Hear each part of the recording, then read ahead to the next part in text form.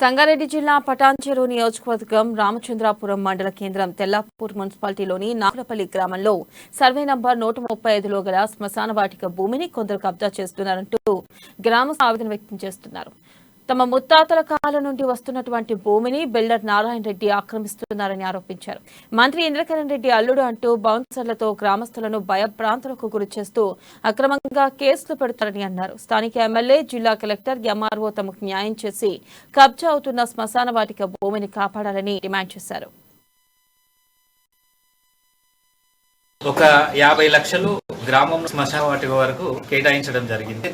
SDF fund కింద CM గారు 25 కోట్లు మున్సిపాలిటీ కేటాయించిన దాంట్లో ₹1 మా విలేజ్ కి. దాంట్లో భాగంగా విలేజ్ లో మధ్య నుంచి 2 నెలల ముందు ఎమ్మెల్యే మైపాల్ రెడ్డి గారు, శాసనసభ్యులు శంకుస్థాపన కొబ్బరికాయ కొట్టేళ్ళారు.